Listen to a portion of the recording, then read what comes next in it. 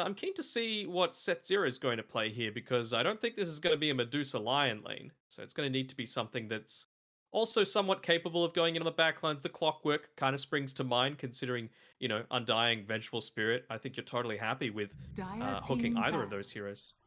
Spectre. Are you a Yeah, fan of the that's Spectre? Yeah, I was just gonna ask like what's your opinion to the Spectre getting picked up and what does it really provide How and Yangon in this game? it's okay, right? Like you might want to play this puck as again that more pick-off 10 style, but the thing seconds is with this remaining. Undying and Vengeful Spirit, it's not really going to be supported in 5 that way, right? seconds They're not remaining. heroes that have a ton of mobility, they're not heroes that look to buy blink daggers, and so they're going to be playing a little bit more passively. I wonder what Yangon's last Radiant pick is going team to be, back. because I really do feel like it needs to be something that's able to dish out a high amount of damage to be able to follow up on these haunts, or they could go down an alternate route and just avoid this Aghanim Scepter entirely. You could just go for this Hyper Carry Spectre. You've already got the Undying to somewhat secure the lane against the Mars, 10 and seconds come out remaining. with a pretty good spot as it gets into the later stages of the game. So 5 seconds we'll remaining. see what How opts to do with his Spectre and his item build, but it's okay, right? Like on the line, if you've got the quick fingers, you can always get rid of the Haunt Illusion just with the mana drain. Dire team You don't really back. care all that much if it's on top of the Ember Spirit or the Medusa or the Mars. And as a position 5, like I still think something like a Radiant Clockwork can team be ban. nice because it gives you again that extra way to get it onto the backlines, that team fight disruption, and you're not going to die incredibly easily against a Spectre just because you're a strength hero, you build somewhat tanky items, and worst case scenario, you can still just hookshot away. There's not really any other melee fives that can 10 initiate, is seconds there? Like remaining. definitely Clockwork feels probably the best out of them all. Tusk, 5 maybe. We've seconds seen the remaining. occasional Earth Spirit, but they've removed that one from the pool. We've seen also the occasional Nyx Assassin, and that's been removed from the pool by Motivate as well. Um, Ogre, if you don't want to go into the assisting with initiation, maybe just looking to trust um, Masteros, Fearless, and Q for that task, and just want to buff up the Medusa. I'm down for that because quite honestly, like this is the only way you kill Ember is coil into swap. I think they're still gonna lack damage after that unless Ember's a bit behind and Puck maybe has a Dagon. So I feel like Fearless has got a really solid game. Dire I don't team pick. believe Mastros is enabled though against the Undying. I think that's a really rough lane for Mars to play into. So well, I think what Radiant Q can team just do pick. though is look to take these okay. lanes away. Okay, something a little different, good counter towards the Spectre with all of that maximum HP that you're able to provide. It's okay for the Deucer, but I feel like it just adds a layer of complexity to Jackie's game, right? Like you can 10 take off the mana seconds shield remaining. and then actually get use out of the Sunray because it's not going to give you mana back, 5 right? So seconds and that's remaining. always what gets removed first. So I feel like this needs to be used either almost entirely offensively against the Spectre and the Undying, or used to back up the Mars. But for the Deucer, if you're taking a long fight, you're probably going to be dying if you're starting to burn into your HP instead of that mana pool. Well, I mean, this Doesn't provide that Nyx, great frontline either, though, right? yeah, it's concerns right now for Yangon. I mean, they experimented something with their draft. You may now select your Uh, heroes. I mean, I was kind of hoping they go for someone that gives them a little bit of extra control. They'll do that with the Earthshaker getting picked up, but it will be the 4 Earthshaker, so it doesn't feel like their safe lane is, so their off lane is too strong. Could No. really give Jackie a free time on the Deucer. And it is a set zero lion, huh? I mean, they've been playing that a lot. Like whenever Motivate picks the lion, it is always on that position 5. I just thought that this game in particular, considering they had the Medusa as the other hero, that they might opt for something different. So honestly, like now I feel like there is a little bit of that kill threat for the Yep. lion. I also was thinking that maybe if Q was to play the lion, you mentioned that this Undying Spectre lane is kind of hard for Masaros, but if Setsuro just bought the boots, he would be very easily able to just pull the lane. There's nothing an Undying can do to stop you. You're going to have more movement speed, considering you bought boots instead of an Undying who wants to buy regen and mangoes and that and the like. And he doesn't have a stun either, so you can just pull the wave, bring it back, and then get that guaranteed farm. So a little bit different from what I was expecting. Mm, I'm still not a fan of this Earthshaker overall. Like, I know it's a nice way to be able to disrupt a Sunray, I suppose, and give you that setup stun that you need, but I feel like Undying on its own, maybe they've got the Dream Coil. Like, I've talked in the past about like anchoring team fights where Mars plus Undying is incredibly strong because you just force people to fight in a certain area for a fair amount of time. Puck kind of fulfills a similar sort of objective there, and you've also got now that with the Vengeful Spirit the swap potential as well, so you can guarantee that you're going to snap one of these coils on a high priority target. Can you see an avenue from both teams winning, or are you more favoring one than the other? I'd be favoring Motivate a lot more if they switched the Phoenix and the Lion. Or The is fact it that they've gone this, just I'm going to need to see their item builds sure? basically to make the final decision here. Why is that reason between the Phoenix and the Lion? Are you worried that Lion is might be a little bit vulnerable in the lane? What would the Phoenix have provided in being in the safe lane? Like, what is that reasoning there? Um, I feel like depending on what Undying goes as well. Like, Undying doesn't have terrible movement speed, and Phoenix can't really just like Phoenix has pretty bad movement speed to be able to start things out. So even with the boots, he's only up to 325. So if an Undying goes something like an Orb of Venom to be able to start out, then he's actually able to stop a lot of these pulls from coming through as long as he's able to get that initial right click off. And you're a Phoenix, you don't want to get your Icarus dive at level 1. So you might end up being able to disrupt a lot of these pulls that might be looking to happen. Well, you were speaking about item builds as well. Were you more in the case of just starting items, or just in general as the game goes on? But The starting items in I was particular, gonna just say because it's going to because be a hard lane for Masteros. you told me off for freaking choosing my prediction. Sometimes I do it rarely after first blood. I mainly do it as a joke as well. And you're gonna do it after you see some early items, are you? Okay, yeah, all right. Not early items, initial starting items. I think Yeah. that's fair. No, it is fair. I meant if you were waiting for like later in the game items. Like, come on No, now. no. What are we doing? I'm All not right, about that. so how you feeling with the starting items? Anything that's kind of standing out to you on how the lanes, either side might be playing some of the lanes? I mean, I think Phoenix is still going to try for that sort of play, where he's just trying to continuously drag. Undying, you can see what he's gone. He's gone the boots of speed, so he wants to match any kind of pull that the Phoenix is trying to do. So it's not going to be with the Orb of Venom, but it's still going to be able to provide him a good way to get some decent harass in onto Q when he tries to equalize this lane a little bit. I think they spotted that Yeah, I was observer gonna watch go say. down there. A little bit ambitious. Did they? I don't. Maybe Phyllis didn't Hey, we can see you. check his inventory. I'm not sure.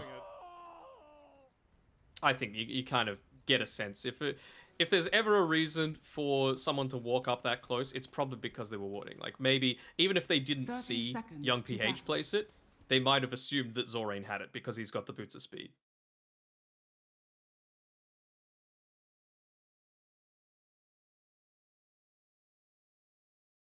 I'm keen to see how this works out as well with the Vengeful Spirit, right? Like, it's been a while since we've seen core Vengeful Spirit come out. This game in particular, I mean, it feels kind of okay. The base damage bonus is going to be all right for the Spectre, but Spectre doesn't really want to be fighting too far away. Sorry, can be fighting a fair distance away from you. Same sort of thing with the Puck, so I'm not sure how much value you're going to be getting out of that Vengeance Aura, out of the Wave of Terror as well. So it just feels a little bit odd. Like, if they were playing with a Medusa instead, I would be like, okay, makes a lot of sense. You just want to be able to stand and fight with that extra damage that you're able to combine together with the split shot as well. But it doesn't feel quite as synergistic for mine.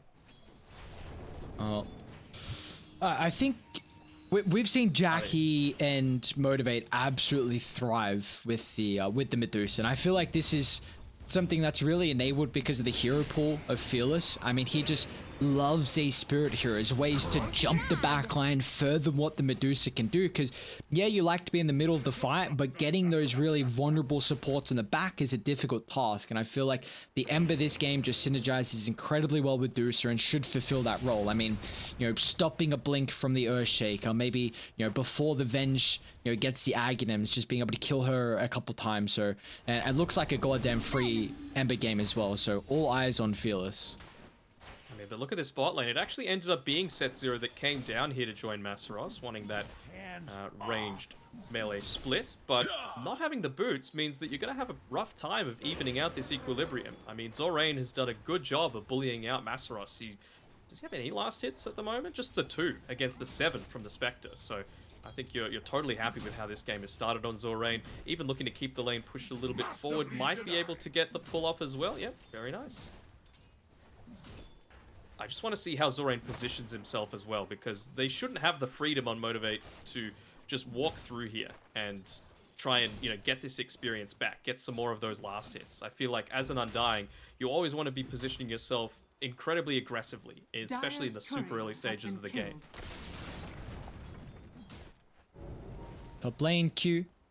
Just gonna dive out to safety. So, what do you feel like was the demise of the Venge? This was a hero that was just getting spammed left, right, and center, but then we have seen, at least for us, we have not seen any gameplay of it through the Pro Series. I'm not sure if Mike and John have got anything out of it as well. But what was the big reason there? I think it's just one of these heroes that does nothing for a big portion of the game, like the first 15, 20 minutes. 15 if you have like the god farm.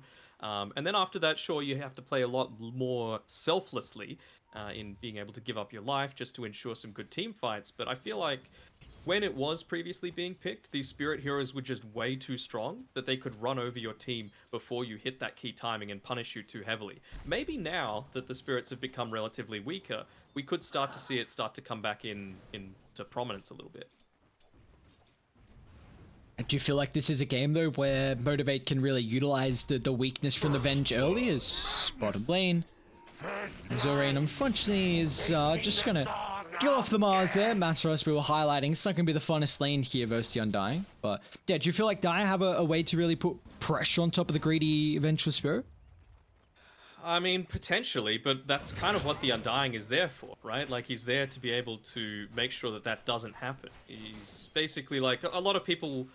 I mentioned the Game 5 of the TI Grand Finals previously, and they were like, wow, why did they go this Skywrath and Enchantress? You know, these are terrible heroes if it gets to the late stage of the game. But they were just super confident in their draft, being able to, you know, win with their timings. And basically the timings that Yangon are looking to go for is a little bit later. So Lund wants to make sure that he's got that Aghanim Scepter. You've got an Earthshaker that needs a little bit more farm to have that insane level of effectiveness. And of course, a Spectre, even against a Medusa, is a scary beast in the later stages of the game. So I feel like that's really what the Undying is there for, to protect and enable those timings to happen. Yeah, it definitely feels like they don't have easy ways to take objectives too from Yangon. I mean, that's really going to be off the back of the catapult timings once they come out, and then maybe just playing with the Undying TPing up, dropping Tombstone, and just securing objectives. But you can kind of force fights with the puck and maybe some rotations here from the Earthshaker, who we've seen kind of just haul himself up top. He has stacked the hard once at the moment, so that's the only impact we've seen from him so far. He might be in trouble. A little bit harassed here. Yeah, he's already died previously. Maybe he gets a cheeky deny, but Lund just gets the life. So, but they're only claimed. Puts in a lot of work. Be careful here that, well, they're actually going to end up giving up this this range creep. So a little bit of a downside there, but both teams are going to need to play so much around these catapult timings because both of them kind of suck in terms of their tower push potential. Later on, Dusa strong, right? But early, she wants to be farming. She wants to be accelerating that farm as much as she can because with the split shot, with the Mystic Snake, you are able to, you know, become this flash farming presence on the map. So I wonder how and when they're going to be looking to take these timings. The first one is going to be in mid lane. The catapults reach the mid lane a little bit sooner than the side lanes do, but I don't think either team is really in a position to do it just yet. around the 10-minute mark is where we're really going to see a lot of this action start to On happen. mid lane, Young PH is going to use the force coil of the game. Tips QA needs to be perfect here with the fish. Oh, he breaks the coil. Fearless just remnants out to safety and sets her. That's an even better Earthspike onto 2. Fearless, he senses a sign of weakness. He's going to try and commit all the remnants into the middle. Gotta be cautious. Zorain coming through with the backstab, but Fearless gets a double with the slot. It is a trade. Zorain's gonna try and clean up set 0, but now he's got the help of Q as well. It's a party down mid. The Tombstone, this now just gonna be given away. Free gold, all the experience. Motivate. Loving life. You gotta be careful here. He's running forward to try and help take out this this Tombstone. Won't pay with his life for it, but he will, if he wanted to, take away that bounty rune. I suppose he wants to save it for Fearless there, but yeah, double kill coming through from Fearless. Very happy to be able to clean that one up there and get some valuable experience going your way, even if he died immediately after. Already level 6 here on Ember. Bounty. Huh? Where are we going? Is it what? What? Okay. He typed the base. Oh, that's the power that a 15-year-old makes, you know? That's the sort of play that you want to be doing. Wait. You see the tower hits come and hit him at the end there? What? I moved away. I'm like, hang on, what's going on? I was trying to look across the map and I see just a little bit of orange inside the base. I'm like, there's no chance. He's actually not doing it. I didn't know I we were in a just saw pod his match. health start to drop down, and then I double-clicked his portrait at the top of the map, and I'm like, oh, okay, he's next to set 0, all right. Like, what? Don't I mean, you... again, like, they're not... I guess they are a little aggressive, actually. Like, around the Dream Coil, around the Tombstone, you can make plays, so it's a little bit of a waste, but if you're able to get that solo kill, I feel like you take it. I just think the issue is that, like, it's a free TP across the map for Spectre, and early on, I think you need to make sure you hold this as best as possible, because you could have, like, if you feel like I mean, it's not a game where it's going to happen because it's a do-sub, but say it's an Ursa or Monkey King is the team's opposition 1, and you're anticipating them to occupy and invade your safe lane, then you just try and you have 2 heroes smoke to top, you connect with a Horn, and then you pretty much just get out of dodge with a kill, and you're out of the lane. But I mean, I don't know if Dia can pressure with Haunt on cooldown. I mean, Fearless is level 7, really, really high level, in fact. And of course, he's same with Young PH, but he's having a good time at the moment here from the Ember. So yeah, maybe they can't actually pressure with Haunt on cooldown, because you kind of know he's stocky. Yes, he's got TP, but you really want to hold that. I mean, it depends what you're thinking about, like, who is he exactly going to pressure? I feel like if there's anyone, it's going to be this Vengeful Spirit. You know, having finished up the Wraith Band, the Magic Wand, they're going in onto Q a little bit here, and we'll be able to clean up the kill.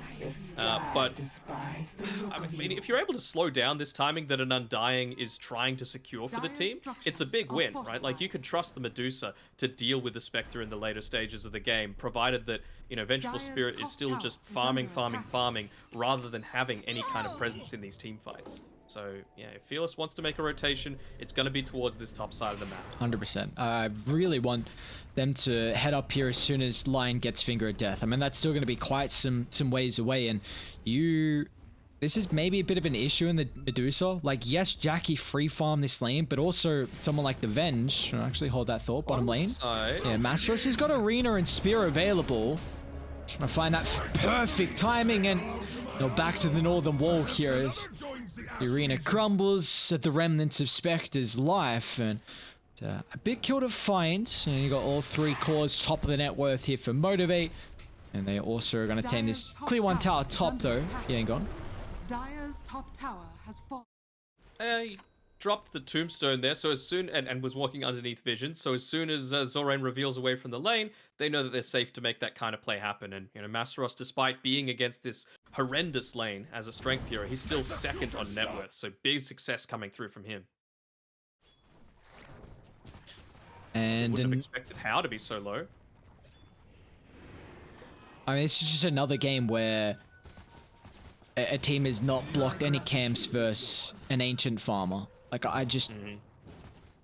I feel like you just got to do that. I don't know how else to say it. Like, it just has to be done. We saw it last game against TA, and Yopaj free farmed, and I mean, Jackie's just got some fat ass stacks to be claiming. Just there has to be more importance on shutting down this hero, because Radiant, who farms Ancients for you? I mean, how's going a Blade Mail build? Not the Blade Mail. Yeah, so I guess that's the capability, but it'll be a while until he gets there. And yeah, Dusa has been able, like, you should know it's coming, right? The Zorain was in the triangle, planting down the wards and the tombstone, so he knows there was a big stack. Is that a miscoil? Yeah, I think he just... I mean, there were a lot of creeps there that the Slight was bouncing around. He thought he was timed it to perfection, which he didn't, unfortunately. All right, so now I feel like Motivate can look to make a bit of an aggressive play. I want to see them try and do something either mid lane, or they need to kill Lun, because, yeah, the smoke comes up here. You've got the Finger of Death available because of the... Well, actually, it was a little bit slow on purchasing the tome there from Set Zero. If they don't get a kill because he doesn't have level 6, that'll be a big misplay coming through here. Skill lane, no. They're going to look to swing down the bot when Mars is sitting up. Zorain, not the target. It's going to be Hal. Are they actually going to try and TP down yet? They're bringing the Forcelets. Let's see if Spectre's taking off. Soul Rip, swap away. And it looks like he's Really going to be nice okay. vision. Now everyone's in the area here for Yangon. They'll surround the Lion. Coil still on cooldown, unfortunately, for 20 seconds. So the catch on Fearless is lacking. Radiant's middle tower Too much is under mana attack. until the one charges. How long away with Fissure as well? You see, they got big issues right now with the catch, but still Puck getting super aggressive. Straight into the phase hands shift of point. Jackie, though. Let's try and find the angle for the front, but he won't get there, so... It's... I mean, a Radiant's lot of middle tower attention is down under bottom. Eventually, Set Zero is going to be able to now level up that Finger of Death, but that's a missed siege creep timing that they were able to take a potential advantage of. Coil mid Another lane. use of the Dream Coil. And they got skill lane nearby Zorain as well. The chain control has to be perfect. In fact, they don't even need skill lane. He'll turn his attention to the Lion as he showed up to try and protect Fearless, but that's to no avail, and it'll cost him his life. Still, MG.Trust and co. looking to try and come on over. First combination here with Arena Supernova only nets them the kill on skill lane. The rest of Yangon will Delta split away. Zorain to the triangle, Puck back to the mid lane. Zorain's even going to block the camp. Do it. Yes. Now he shows himself. Moon He walks doesn't away. have a TP. Dire's top tower is under Yeah, what do you attack. do here? Walk into the jungle, see if there's any stacks, and drop your tombstone to farm Oh, them. bottom lane. Bench is surprisingly tanky, 1500 health. Might just have to swap skill lay in. And That was a another... cute play. The swap into the enchant totem attempt. Radiant's courier. Rest has of been Dire killed. once again looking to connect down bottom. Lacking some of the burst potential. Radiant have multiple times now been able to get these key abilities off. A Fisher from afar will give Young PH ample time to scurry away thanks to the haste. Still with a Finger of Death that's not going to zap him down. Fearless out of mana too, so Young PH should be okay. And bouncing back and forth, but another hero without a TP. And it looks like they've been able to recognize this as MG.Trust will TP in, slam the shield, dead across the face. A double for your Mars. Even just realizing the timing as well with the phase shift only just being leveled up at level 1. So knew exactly when the Puck was going to have the potential to look to escape there. So nice play by MG.Trust, being able to connect in and clean up that kill onto the Puck. And again, they're just delaying it further. This is a deucer. They haven't stopped any of these stacks being built up. They haven't stopped her farm. And Jackie is just going to grab this game and run with it.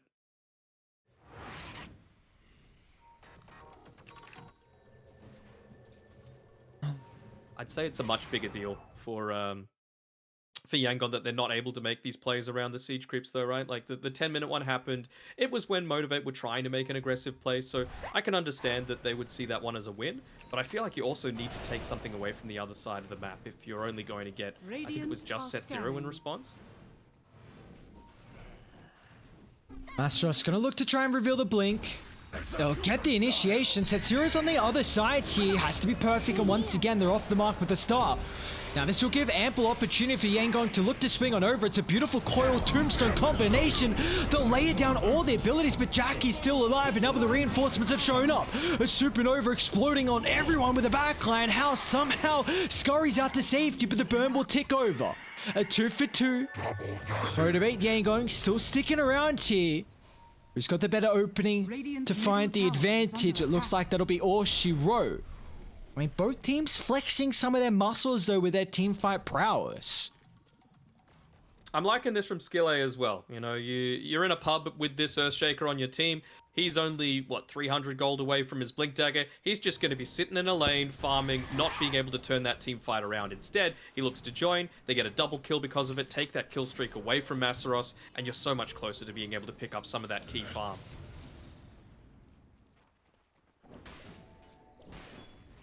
If you're not a do-nothing Earthshaker, you're still okay in my books. Yeah, you were saying he's one of the heroes on your pet peeves. But, If you don't do anything.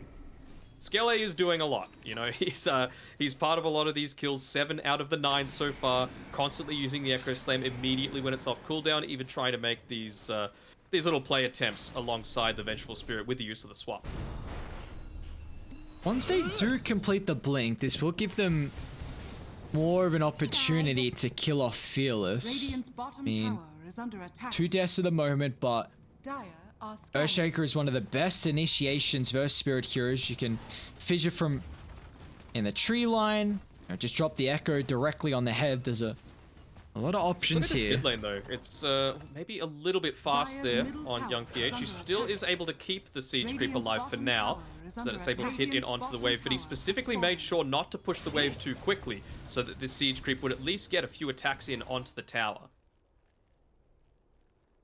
Jackie, speaking of Siege Creeps, he's just using, might even look to body block it up a little bit, maybe use his body to tank up a few of those tower hits. He'll use the Radiant's Manta bottom Illusions tower instead. is under attack. Mid lane is where their multiple attention areas. is, though. Radiant structures are Once Yeah. again, we saw what could happen previously if the initiation's not perfect. So rips a lot of heal max out. Lun as well. They're going to try and start on the Venge, but he's goddamn beefy, 1800 health. They're trying to do their best to bring him down from 4 to 0, and they are successful doing so.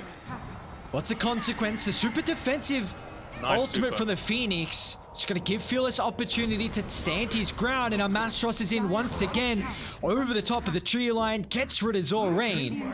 Jackie also connects to the fight just in case, so this should be a nice little skirmish to net themselves an objective afterwards as well. And they've got a ward on the back line, so the rest of Yangon got to be cautious. You see how Mastros is positioning.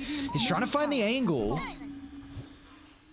Oh, they wouldn't go for this, would they? Earthshaker's kind of in position to consider going for something. Haunt available, level 2, with the fresh Yasha picked up. For mine, you really do need to make sure that you're securing the Vengeful Spirit to have that second life. He was only 700 gold away from the Aghanim Scepter, still is, but you just imagine that one, where if he's able to get off that swap, he's able to live a little bit longer, and actually look to have that turnaround potential as there's smoke underneath the ward. Well, look at Such a the good lines ward. drawn and look at the movements. Masteros, he knows he's tanky. He just reckon- wants to stand in on the front lines. Do you reckon Dire can fight this? Radiant Like, are ultimate's on cooldown. Arena's up shortly, actually. Do you want to see them just avoid this? I think, yeah, he's just avoiding it. Masteros is just placing himself there around where they had the vision and making sure that he's able to get that instant blink away. Radiant's I'm gonna bottom tell you what, tower if it wasn't is under obvious attack. before, clearing off a whole creep wave without showing is very, very obvious now. So, like, not that they need a confirmation, but so back. I mean, we see what Spectre is doing though. Like you brought up that this blade mail will give him some way to farm up ancients. They really enabled him with the harden and the ancient stack. So, Spec is catching up slowly. It's gonna take some time where he'll get to a stage to take over the Medusa. Radiant's And do you feel like bottom this tower could- is under attack. Sorry Radiant to interrupt. They don't have structures glyphs, so I think they might be maybe looking to connect through to this bottom side of the map. They've got complete jungle control. And again, this is prior to the Aghanim Scepter coming out from the Vengeful Spirit. She's agonizingly top close, tower though. is under But attack. again, just that Spectre without the banter style as well is under means attack. that Fearless as well as Q are totally happy. You know, they're able to get a lot of this big damage reduction off against the likes of a Spectre. And it's really not like the Avengers had a bad game, honestly. Like, I've been a fan of she's positioning across the map. I mean, she's 2-1-1, 96 last hits, kind of neck and neck with the Ember's net worth. But, you know what, you were saying 15 minutes is a good Aghanim's timing, and 19 minutes is kind of on the more mediocre side. But Radiant's bottom tower is under we'll see. attack. I It's mean, just a couple of fights that Venge has been a part of that I don't think she needed to be. Yep. You know, like you weren't going, like, you'd already lost the mid tower. You didn't need to be farming there around that sort of area. You could just continue playing it safe.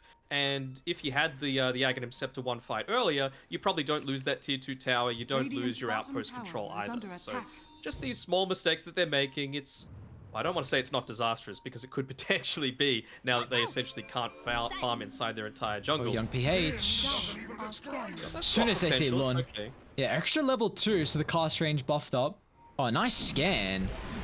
I don't know how they... Oh, they got the ward on the higher ground. Okay, so they must have seen someone nearby. They even dropped the tombstone too. I like it. Are they Nothing actually wrong not with going the to tombstone. contest? Radiant's middle They've got tower I very mean, they good... have to know. They do, they scan. They're 100% aware this is happening. Yeah, but sometimes it could be just someone passing on through, you know, that sort of thing. But if you've revealed off the map for this long, and the lane is pushing it and no one's defending it, it's I going mean- to be a pretty easy Aegis. If they just looked over, they had the ward, which would have seen the tombstone. I don't know, I'm surprised. Maybe they feel like they can still fight, which honestly, I feel like they can as well. 7,000 net worth lead, you've got some incredible synergy with your heroes, and the levels is through the roof as well. Q's got that second point in Supernova, a huge buff up from the level 1, and Skadi now complete on Jackie Yeah. as well. yeah, like I really don't think they care at all about them having ages. See how young I guess PH it can would- start. Gets a call to both heroes. They'll instantly look to assassinate the Lion, but Fearless is out to safety. The control not perfect from skill A's, a little bit too late to the party. But young PH is still nearby. They've got the first silence and the burst. All they need is the puck. I mean, we've been seeing a lot of praises for young PH throughout his game so far. And I mean, I know he's 2, 3, and 5, but you know, he's still... His coils have been very, very solid. Radiant's middle tower They is have, under and you know, attack. you've enabled them to fight around this Undying Tombstone as much as Dire's possible. middle tower is under The attack. thing is, though, you know, the late Dire's game, it does structures feel are like it's going to fortified. favor Motivate.Trust a little Radiant's bit. You know, bottom you've got, of tower course, is under like I attack. was talking about before, the Venge. The swap is great to be able to save the Spectre, but Radiant the are Phoenix just scanning. feels like such a stronger presence. they're coming when it to comes the later defend. stages. Dire's middle Young tower PH has fallen. just instantly jumping, making sure Dire's top Mastros doesn't tower have an is under angle attack. in. You can always cancel that blink dagger, just be the nuisance. Fortunately, they lose the tower, no defense. They've reached a lot of their item timings, though. You know, Yep. Medusa's level 18. She's got the Skadi. Masteros has the BKB. You've got the Blink Dagger as well on set 0. Like, they seem very happy to look to go. And that's probably why they were okay with picking up this Aegis. Skill A again. Oh my lord. Oh, they're gonna beat the DD. Keep in mind, he's got the Aegis advantage, 1700 health. They should go through the first life relatively easily, but the second life, that's the big question. So Ren's gonna look to try and put a very defensive tombstone, but simultaneously the Supernova Arena will not give an opportunity to escape until the Venge comes nearby. A beautiful swap, it's gonna cost him his life, but he's got the Aghanim skill late. Looks to jump on over the top, but the Echo Slam's not the greatest.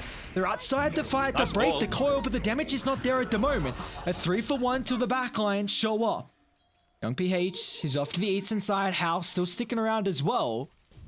They're going to go back in and try and clean off Q. One more right click thanks to the Witch's Blade's enough. And keep in mind, yeah, they got the Aghanims as well from Lun. Bringing down Jackie's not easy. I mean, 2300 health. In fact, it's impossible at this stage when you've only got these two heroes. So how? I mean, it's just going to slowly be chunked down from the Skadi. In fact, he'll go for a TP art spear. Still on cooldown, the damage. Oh, it doesn't even matter. Who cares about stuns? Do it the old-fashioned way. Does feel a little bit like young PH against the world right now, doesn't it? He's making so many plays happen around the map. Great coils, great use of the Venge swap as well to snap that coil onto the Phoenix, but it just doesn't feel like they're doing all that much with all this space that they're able to create for him. It's this issue, right, where you're coming up against a Spectre, and you know he's gone Blade Mail. So the choice is just don't hit the Spectre. You know, it was the last person that they chose to focus at the end of that fight, because a huge portion of the net worth is just going into this Spell Reflect item. How do you feel about Jackie with the Silver's Edge? This, to me, makes me feel like they think they lack damage against the Spectre, which I don't often expect because you have the Sunray. And he's even gone for a very early Aghanim shot as well. I say early, I mean, he's got a goddamn Midas Holy Locket as well. I think it's fine, just because you know, ever since they just gave it the inbuilt crit with the Silver Edge, I think it's just a solid item overall. You know, you kind of feel like you're similar to a Lina, where you're just gonna eventually hit fast enough that it's gonna get really nice value out of it. So yeah, I don't hate it. It also means that you can just play a little bit more aggressively around the map. You know, maybe use it to scout on forward, pop your Manta illusions on the enemy side of the map, and then look to TP out. For Radiant, not having this Aegis advantage is going to be costly, especially with the fact that you want to combine that as best as possible with the Aghanims on the Venge. Wait, how? How's up here? Undying scouted them. They're well aware that Dire are nearby. He's still going to play super aggressively. The Venge, there's nowhere. Just gets a swap at the last second. Supernova only clipping. Young PH is going to try and jump over once again, but the coil only locking multiple heroes in. Skill late on the backline, doesn't find the greatest Echo Slam as well, so the spell casting from Radiant is going to cost him this team fight. 3 down. I mean, Spectre's out of there instantly, and you just see what's happening. This defensive Supernova makes it so difficult for them to utilize the coil or the swap away. There's no escape afterwards. Like, I'm been such a fan of Q's gameplay. That's twice now that it's actually stopped the Echo Slam onto the target that they actually want. Oh, they're gonna jump on Masaros. I mean, can you even kill him? Q's making it so difficult, and now, like you say, the break is out. Spectre won't have the Venge this time to keep him alive. They're gonna dive deep into the tier 2. Jackie finds a double, unstoppable now. The Glyph multi-shot. Oh, Masaros moonwalks away. Moonwalks away, you don't have Dream Coil, you don't have Echo Slam, you don't have Spectre. They're just going to easily take this tower, probably even rotate through the mid lane and take that one as well if Jackie doesn't want to just continue the push. Yeah, it was a really nice reaction time from Masaros there as well, making sure to pop the BKB just before the Echo Slam's able to come in onto him. Doesn't disrupt any of that teamfight control.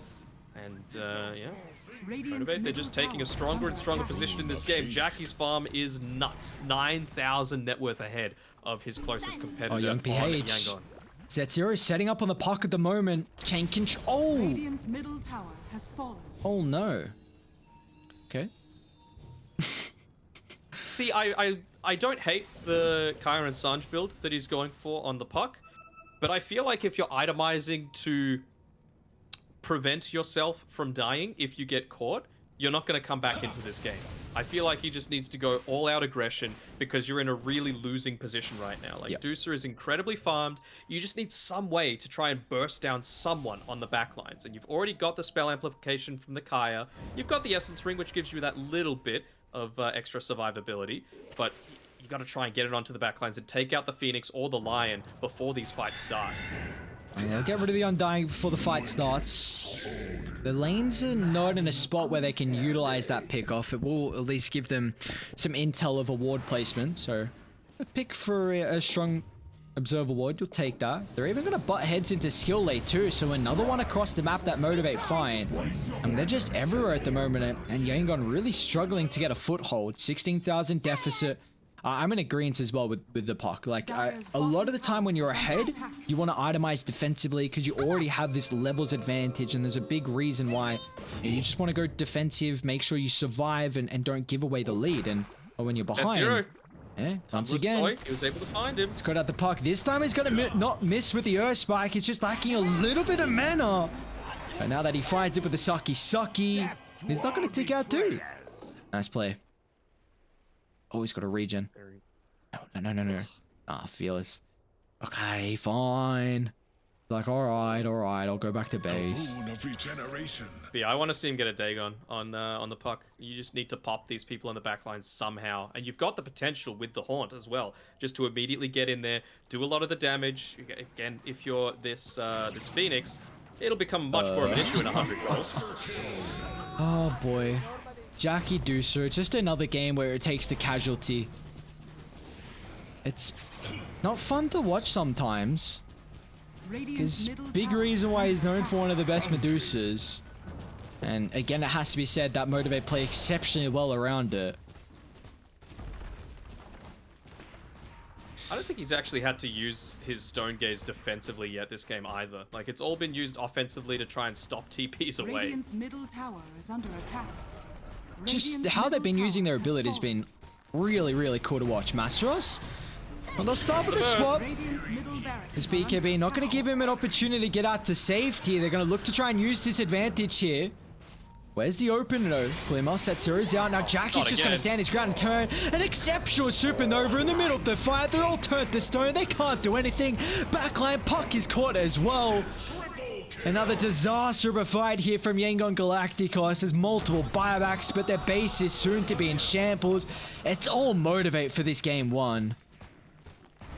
Yeah, Jackie just looking to plant his flag down inside the Radiant base, continue pushing on forward. They're considering the fact that the Earthshaker does still have the Echo Slam available, but even after a number of fantastic plays from Skilly in the early game, it's just way too much to have to deal with. Again, they have no real instant backline closing. They had no way to take out Q on this Phoenix, and I'd say he's been the most impactful hero of this game by far. Yeah, 100%. I have been so impressed with Q.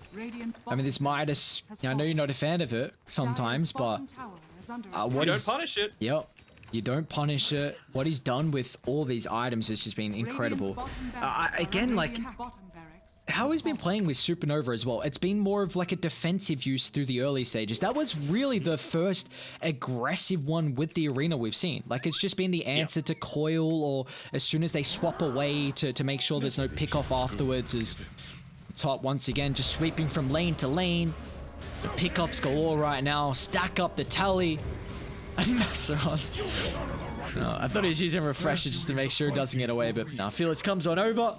That's another time we've seen the Mars as well go for this orb. So, I mean, this really feels like it's just the core item build now. Q's just confirming that they're never going to be able to get off these Echo Slams. That's the main reason behind a lot of his Supernova positioning. Just that damage over time, disabling that Blink Dagger. So Skille, he just needs to find these creative avenues into the team fight, or Yangon as a team need to go for a few more wraparound picks. Of course, now it feels like a lot harder to be able to do that. You know, you're 2 lanes of racks down, you're constantly going to have waves pushing into your base, and any kind of movement just becomes incredibly obvious. No Earthshaker for this fight as Radiant smoked up as 4. They know they're there. Yeah. The courier came up to Hal as he was doing that, so he's been no. able to finish up the Skadi, but they know exactly what they're looking at. Masaros blinks straight on top of him. Just kind of jaunt everywhere. Goes towards the river, back to the lane. Hal still such a nuisance. With all his mobility and with the help of Lun, he's out to safety, but the casualties too grim to bear. It seems like there's no angle for them back into this. Buyback's lacking. No, Hero's lacking, and it's looking like another very clean Motivate victory. Base will be lacking soon as well. Yes, sir. Level 25 on the Medusa. Split shots using all their modifiers as well.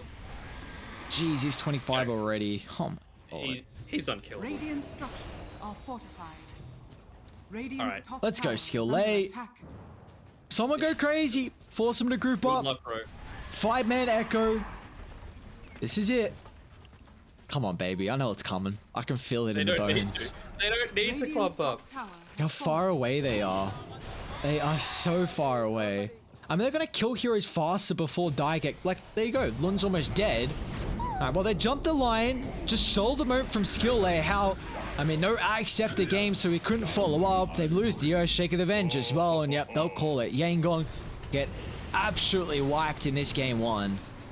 Radiant's top Yeah, barracks like are even under that last play at the end, it was solo. The game was over by that point. But can you imagine if they made that play with the Haunt, with the puck able to get it onto the back lines, and they actually get the chain lockdown needed to burst through the Phoenix and the Lion? Once you do that, you aren't really worried all that much about being locked down, right? Like the Mars, sure, he could pop his arena, but if you do that, you're still probably going to have the Haunt running, and you're going to be able to get out of it. So I don't know. It felt like Yangon, despite the fact that their lanes went fairly well, the team fight cohesion, not the team fight cohesion, but how they looked to take a lot of these engagements just wasn't enough to be able to stop what Motivate.Trust were trying to do.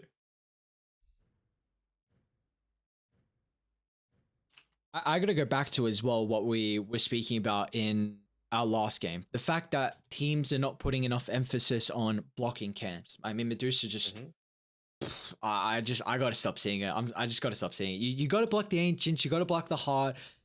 get in there early. If you want to smoke and go there, I don't care what you do, but you cannot allow someone like a Medusa just to free farm those stacks. I mean, there was, I mean, She was getting Q, like 800 gold per minute yeah, at the 10-minute mark, like which should that's not be happening as a Medusa. Q had 5 stacks, Set Zero had 4. Like, yes, Radiant stacked themselves, but it was later. We saw it was like 4 minutes later that was Spectre was starting to take that. And that's just a ridiculous amount of gold and experience advantage that Jackie found. Not only that, but it was just how they were using their spell. It's just a recognition that, if coils drop, we're going to use Supernova, and now they can't follow up. That's we trade ulti for ulti, and we can reset after. If they, if they follow in with the Echo Slam, we'll use it again. Or like you were saying, the Supernova a couple times were stopping Skill A from actually jumping in. I think just Motivate played an exceptional game, and this is, of course, game one, upper bracket. Still, both teams have a potential second life here if they knock down to the lower bracket. But Yangon felt like they were experimenting a little bit here. I mean, we have not seen them attempt this opener. An Undying Venge, definitely out of left field. I don't hate the probably, Undying. yeah, Venge has got to go. yeah. You don't provide.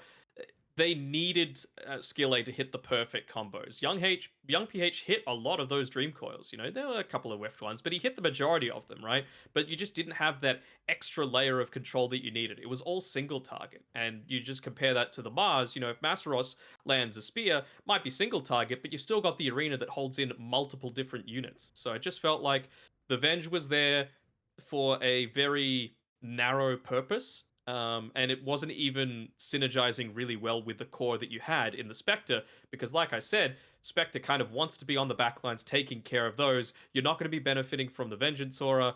It just didn't really click together all that much for mine.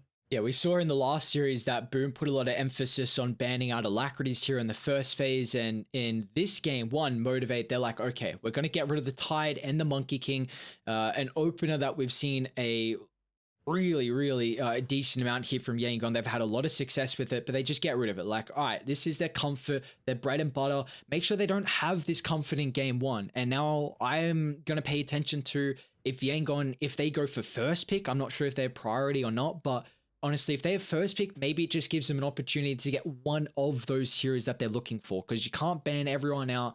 And sometimes the hero with first pick can kind of go for like a deny pick and your pseudo ban as well. So my eyes are on the draft. They need to try and enable themselves there, set them up for a really solid game, and try and call themselves back into a potential game 3. But for Motivate, an incredibly solid game 1 performance, spellcasting on point, and we'll see if they can replicate this in game 2, or if Yangon can stem the momentum.